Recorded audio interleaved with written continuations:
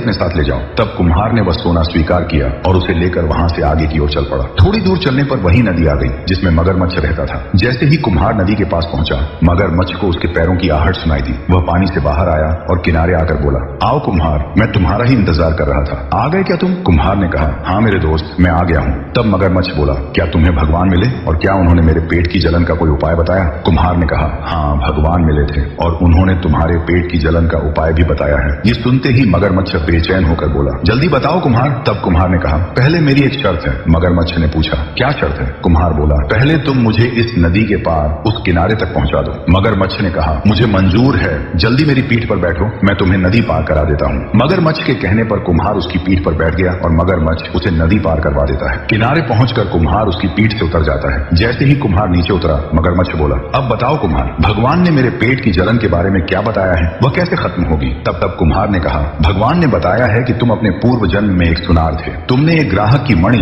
अपने पेट में निगल ली थी। वही मणि आज भी तुम्हारे पेट में है और उसी के कारण तुम्हारे पेट में इतनी जलन हो रही है। भगवान ने कहा है कि यदि वह मणि निकाल दी जाए तो तुम्हारे पेट की जलन पूरी तरह समाप्त हो जाएगी। ये सुनकर मगरमच्छ बोला, तो फिर देर किस बात की कुम्हार, तुम ही मेरे पेट में हाथ डालकर वह मणि निकाल दो, मैं अपना मुंह पूरी तरह खोल लेता हूँ। तब कुम्हार ने कहा, अरे अरे ऐसे कैसे, कहीं तुम मुझे खा गए तो? ये सुनकर मगरमच्छ बोला, अरे दोस्त, अब मैंने तुम्हें अपना मित्र मान लिया है, मैं तुम्हें बिल्कुल नहीं खाऊंगा। तब कुम्हार ने कहा, ठीक है मित्र, अब तुम अपना मुंह खोलो। मगरमच्छ ने अपना मुंह पूरी तरह खोल दिया। कुम्हार ने उसके पेट में देखा, एक लाल रंग की चमकती हुई मणि साफ नजर आ रही थी। कुम्हार ने हाथ डालकर वह मणि बाहर निकाल ली। जैसे ही मणि बाहर निकली, मगरमच्छ का पेट पूरी तरह ठंडा पड़ गया। मगरमच्छ बोला, सच में दोस्त, भगवान ने सही कहा था, अब मेरे पेट में बिल्कुल भी जलन नहीं है। कुम्हार ने मणि अपने हाथ में ली और कहा, ये लो मित्र, ये तुम्हारी मणि। मगरमच्छ बोला, मैं इस मणि का क्या करूंगा, इसी ने तो मुझे इतने वर्षों तक पीड़ा दी, अब तुम ही इसे ले जाओ। कुम्हार बोला, ठीक है दोस्त, अब मैं चलता हूँ। इतना कहकर कुम्हार जंगल में आगे की ओर बढ़ गया। थोड़ी दूर जाने पर उसे जंगल में एक घोड़ा मिला। घोड़े ने कहा, आओ कुम्हार, मैं तुम्हारा ही इंतजार कर रहा था,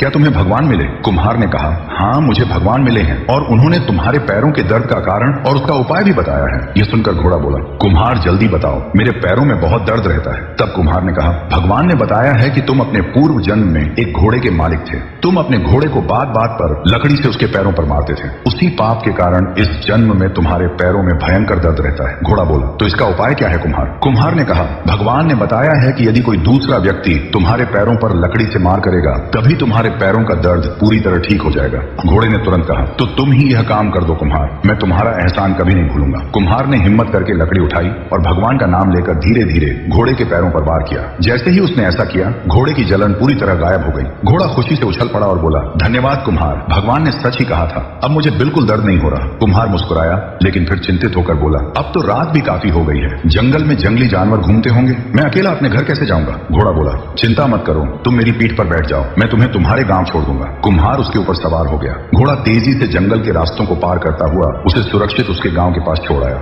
लंबे सफर और थकान के कारण कुम्हार घर पहुंचते ही गहरी नींद में सो गया। नींद में उसे फिर वही भगवान स्वप्न में दिखाई दिए। भगवान बोले, हे कुम्हार, ध्यान से सुनो, आने वाले समय में राजा के घर एक पुत्र का जन्म होगा, लेकिन वह बच्चा जन्म के बाद रोएगा नहीं, उसका स्वर साथ नहीं देगा, महल में हड़कंप मच जाएगा। दासियां हाथों में जड़ी बूटियां, धूप, दिया, कपूर, नीम की पत्तियां, गंगा जल और कच्ची हल्दी लेकर इधर उधर भागती फिरेंगी। कोई बच्चे के पास धुआं करेगी, कोई ताबीज बांधेगी, कोई मंत्र पढ़ेगी, लेकिन बच्चा फिर भी चुपचाप पड़ा रहेगा, ना रोएगा ना हिलेगा, आंखें बंद किए बस लेटा रहेगा, कोई भी उसे रुला नहीं पाएगा। भगवान ने आगे कहा, तभी तुम राजा के महल में जाना और राजा से पूछना, महाराज यह कैसी अफरा तफरी है, दासियां इधर उधर क्यों भाग रही हैं? राजा कहेगा, कुम्हार, रानी ने पुत्र को जन्म दिया है पर बच्चा रो नहीं रहा, जब तक बच्चा रोएगा नहीं तब तक उसे खतरा है। तब तुम कहना, महाराज बच्चे को रुलाने का झाड़ा मुझे आता है, मैं झाड़ा लगाऊंगा तो बच्चा रो पड़ेगा। राजा कहेगा, जरूर कुम्हार, ये काम तुम ही करो। तब तुम एक शर्त रखना, जब मैं बच्चे के पास जाऊं तब कमरे में कोई भी नहीं होना चाहिए, ना दासी, ना पहरेदार, ना आप, ना रानी, कोई मुझे देखे भी नहीं। मैं अकेले कमरे में जाऊंगा और उस बालक से वही ब्राह्मण वाला सवाल पूछूंगा, वही 2 रोटी के आटे वाला प्रश्न। वह बालक मेरे सवाल का जवाब दे देगा। इतना कहकर भगवान अदृश्य हो गए। कुम्हार इतनी गहरी नींद में था कि उसे पता ही नहीं चला कब रात बीत गई और कब सुबह हो गई। जब उसकी आंख खुली तो चारों ओर उजाला फैल चुका था, सूरज निकल आया था। वह घर से बाहर आया तो देखा एक घोड़ा उसके दरवाजे के बाहर खड़ा था। घोड़े ने कहा,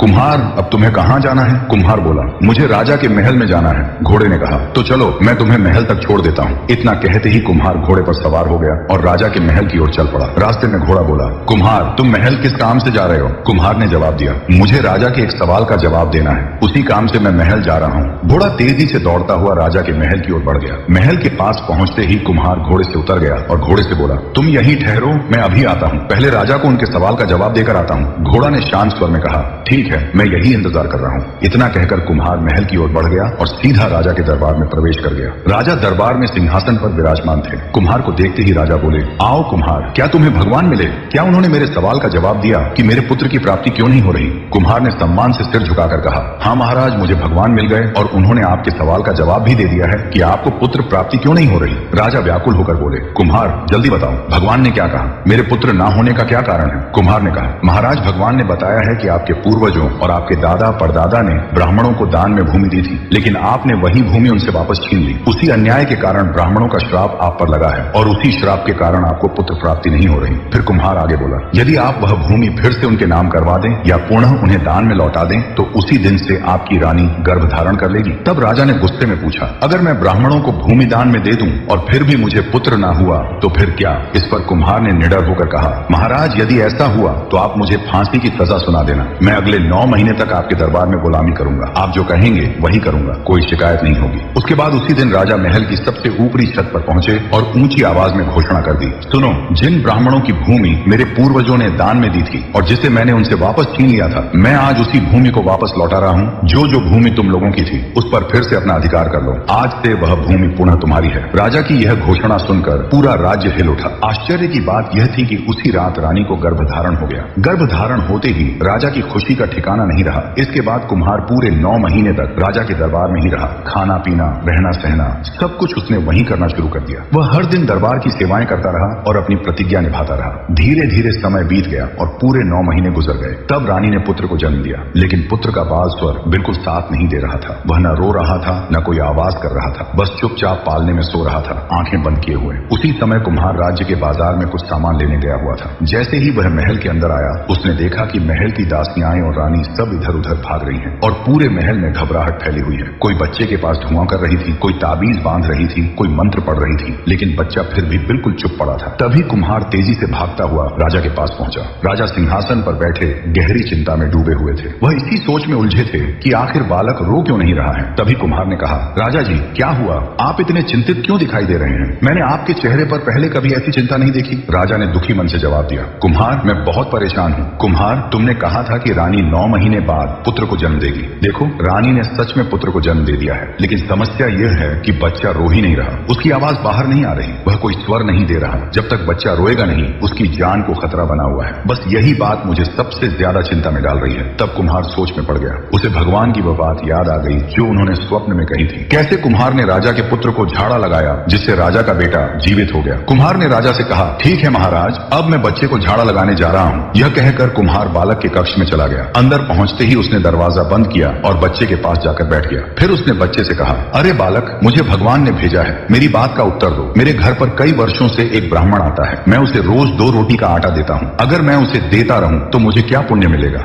और अगर मैं देना बंद कर दूं तो मुझे क्या पाप लगेगा? यह सुनते ही बालक बोल उठा। बालक ने कुम्हार से कहा, जब तुम भगवान से मिलने गए थे तब रास्ते में तुम्हें एक बूढ़ा आदमी और एक बूढ़ी महिला मिले थे। बूढ़े आदमी ने बूढ़ी महिला से कहा था कि सामने से एक भूखा आदमी आ रहा है, हम उसे अपनी एक रोटी दे देते हैं, लेकिन बूढ़ी महिला ने रोटी देने से मना कर दिया था। तब बूढ़े आदमी ने अपनी रोटी उस भूखे को दे दी और वह स्वयं भूखा रह गया। बालक ने आगे कहा, उस बूढ़े आदमी को उसका फल मिला और उसने आज राजा के महल में जन्म लिया है, और जिस बूढ़ी महिला ने रोटी नहीं दी थी उसे सूअर के रूप में जन्म मिला है। अब तुम समझ गए होगे कि धर्म करने से क्या मिलता है और धर्म न करने से क्या होता है। यह सुनकर कुम्हार चौंक गया। इतने में राजा का बालक जोर जोर से रोने लग गया। तभी कुम्हार ने कमरे के अंदर से राजा को आवाज लगाई। यह सुनते ही राजा, रानी और दास दासियां खुशी से झूम उठे और दौड़ते हुए बच्चे के पास आ गए। बच्चे को रोता देखकर सबकी चिंता दूर हो गई और पूरे महल में खुशियां फैल गईं। राजा ने प्रसन्न होकर कुम्हार को सोने का मुकुट पहनाया और सुंदर फूलों की माला डालकर उसे अपने राज्य का मंत्री बना दिया। तभी कुम्हार को समझ में आ गया कि ब्राह्मण को रोज 2 रोटी देने का यही पुण्य फल मिलता है। तो दोस्तों, आपको यह कहानी कैसी लगी? कमेंट में जरूर बताइए और ऐसी ही कहानी आप देखने के लिए चैनल को सब्सक्राइब जरूर करें।